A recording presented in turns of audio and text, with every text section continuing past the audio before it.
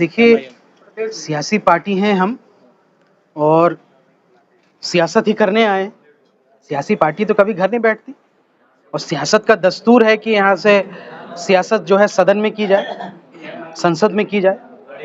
हमारे दिल्ली एमआईएम के जो कारकुन हैं उन सब की ख्वाहिश है कि दिल्ली मजलिस दिल्ली में भी लोकसभा चुनाव की तैयारी करें। हालांकि बहुत नई यूनिट की गठन हुई, लेकिन मुझे यकीन है कि अगर आला कमान इस बारे में दिशा निर्देश देते हैं और हमने एक प्रस्तावना भी भेजा है, हमारे पास कुछ लोग हैं, कैंडिडेट्स हैं, कुछ इलाके हमने चिन्हित किए। इंशाल्लाह इस विषय में बातचीत चल रही है आंतरिक कमेटी की। अगर ऐसी कोई स्थिति बनती है तो हम इंशाल्लाह 2 लोकसभा सीट लड़ने को लेकर विचार कर रहे हैं। बाकी आला कमान का फैसला जो होगा। मुख्यमंत्री अरविंद केजरीवाल को लेकर सीए को लेकर सवाल उठा रहे हैं कि उन्होंने भी वीडियो जारी किया, तो क्या उन्होंने विरोध करके गलत किया है? फिर आप क्यों सवाल उठा रहे हैं? नहीं, अरविंद केजरीवाल जी एक चीज के पीछे छुप गए कि भाई पाकिस्तानी और बांग्लादेशी को यहाँ नौकरी देंगे, और उन्होंने कभी नहीं कहा कि यहाँ से कि सीए और एनआरसी का जो हमारा सवाल है, मुतालबा कि सीए एनआरसी तो ये बहाना है कि उनको आप दे रहे हो, बल्कि ये असल मकसद तो ये है कि एनआरसी के जरिए से जो लोग फिल्टर आउट हो जाएंगे उसमें तो मुसलमानों को फिर कोई जगह ही नहीं मिलेगी। फिर वो जिंदगी भर जो है अपने डॉक्यूमेंट दिखाते रहें, ट्राइब्यूनल के चक्कर लगाते रहें, पूरे देश को लाइन में लगाने का जो ये मामला, इस बारे में तो केजरीवाल साहब ने कोई सवाल नहीं। जिस बात को पूरी दुनिया जानती है कि क्या मंसूबा है सीए के पीछे, तो मुझे ऐसा लगता है कि केजरीवाल साहब उसका विरोध नहीं कर रहे थे, बल्कि उसको एक अलग दिशा में मोड़ दे रहे थे, जिससे एक कम्युनल एंगल आ जाता। लेकिन हम कम्युनल की बात, एंगल की बात नहीं कर रहे, हम उस संविधान की बात कर रहे हैं जिसमें यहाँ से बायसनेस के बुनियाद पर आपने सीए में जो तरमीम किए हैं वो कभी भी यहाँ से धार्मिक रिलीजियस बायसनेस के बुनियाद पर नहीं हो सकता। ये हमारा मौक़िफ़ है। लेकिन सेकुलर लोग तो कह रहे हैं नागरिकता देने का अधिकार है, लेने का नहीं है, तो डरने की कोई बात नहीं। इस टाइप की बातें हो रही हैं। इन्हीं तो धोखा दिया इस देश के अक़लियतों को, इस देश के पिछड़ों को धोखा देने का काम भी असल इन्होंने किया।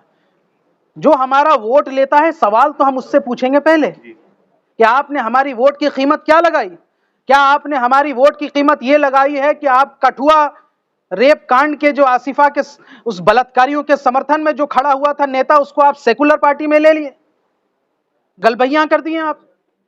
जो जयपुर डायलॉग्स का जो यहां से सांप्रदायिक डायरेक्टर है, जो इनके नेताओं को भी नहीं छोड़ता है, जो मुसलमानों के खिलाफ जहर तो उगलते ही उगलते हैं, आपने उनको यहां से प्रत्याशी बना दिया जयपुर में।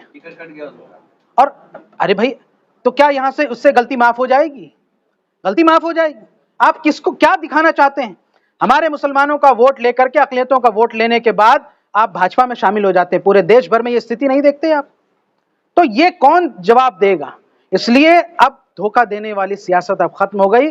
भारत का मुसलमान, भारत का अक़लियत इस बात को बखूबी समझता है कि हमारी इक़्तिदार, हमारी क़यादत वो कभी धोखा नहीं देगी, और हमारी पॉलिटिकल जो नेगोशिएटिंग पावर है वो मजबूत ही इस बुनियाद पर होगी अगर हम सवाल करना सीख जाएं। लोग कहते हैं मजलिस ने क्या किया? मजलिस ने तुम्हारे मुंह में जुबान दिए हैं जो 70 सालों में नहीं थे, जब आप यहां से कभी सवाल नहीं उठाते थे। अब आपके अंदर सियासी शऊर पैदा होता है तो आप सवाल भी उठाते हैं कि हमारे वोटों की कीमत क्या है। यही मजलिस ने किया है और हम भी यही कर रहे हैं। सीए कानून को क्या समझते हैं आप? क्या है सच्चाई इस कानून की? देखिए, सीए कानून भारत के मुसलमानों को, अक़लियतों को, यहाँ से उन पशमानदा लोगों को इस देश में दूसरे कैटेगरी का जो सिटीजन है, सेकंड क्लास सिटीजन बनाने का एक षड्यंत्र है। और बहुत खुल्लम खुल्ला ये मामला है कि क्रोनोलॉजी आप भी समझ लीजिए, पहले सीए आएगा, फिर एनआरसी आएगा, फिर एनपीआर आएगा, फिर क्या होगा?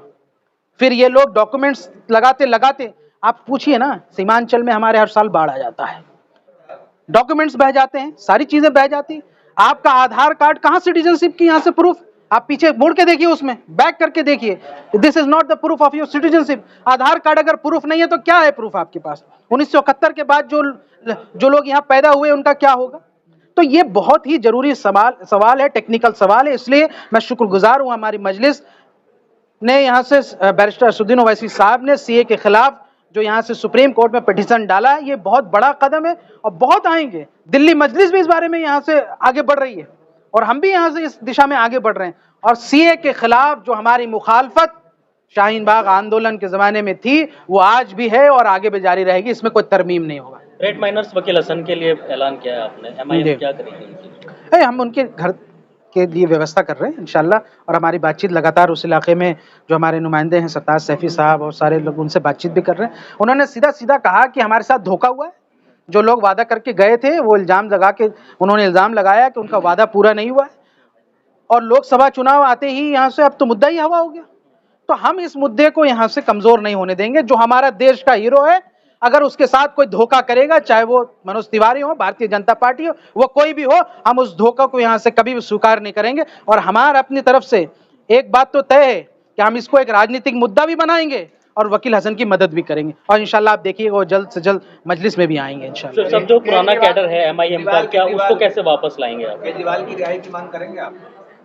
देखिए, मेरा भी जी चाहता है कि मैं अनशन पे बैठ जाऊं राजघाट पे, और मैं अपने साथियों से मशवरा कर रहा हूं, और मुझे लगता है कि इस बारे में भी विचार चल रहा है। मुमकिन है कि कल से मैं भी राजघाट पे अनशन पे बैठूंगा। जी बताइए, दूसरा सवाल। तमाम पार्टियां कहती हैं कि लोकतंत्र को बचाना है तो साथ आना होगा।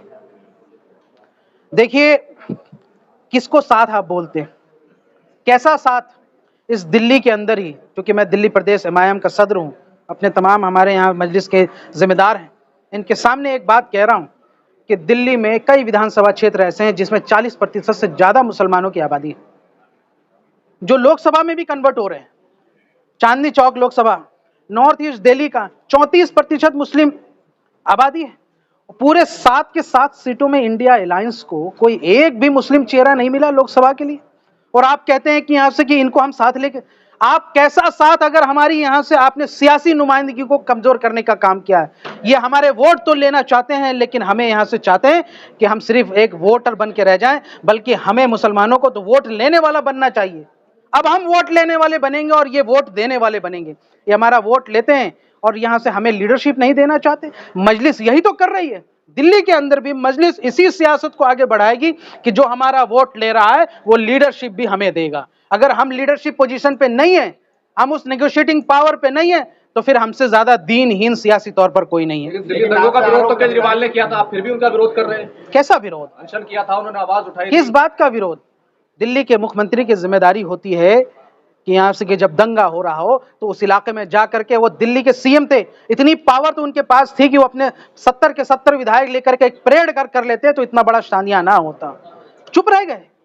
ये वैसे ही चीज है कि जब 1992 में बाबरी मस्जिद जब ढाई जा रही थी तो PV नरसिम्हा राव जब अपने मौन व्रत में बैठ गए थे, केजरीवाल साहब ने भी दिल्ली दंगों के अंदर वही काम किया जो नरसिम्हा राव ने किया।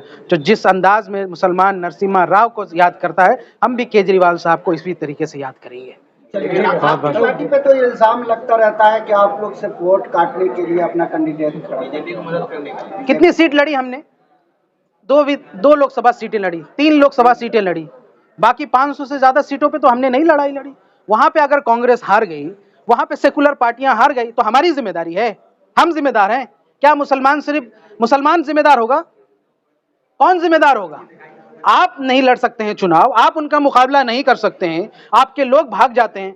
कल को कोई भाजपा में है तो आज कांग्रेस में, आज कांग्रेस में है तो कल भाजपा में। कोई आइडियोलॉजी नहीं है आपकी, कोई आइडियोलॉजी नहीं है, और उसके बाद आप हमसे सवाल पूछते हैं।